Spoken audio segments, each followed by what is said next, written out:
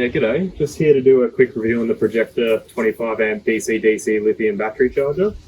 I picked this one up from Caravan RV Camping about 9 months ago, and they gave me a pretty good price, really quick shipping, very happy with that.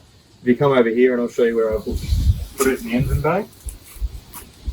So I've snuck it in here where there's not a lot of room, but again, it was really easy to get in. It doesn't take up much space.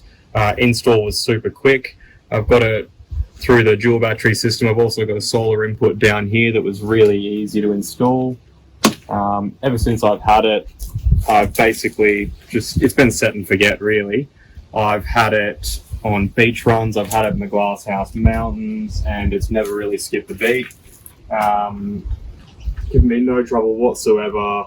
I'd highly recommend it for anyone out there just looking for a really simple DC-DC charger for their lithium batteries.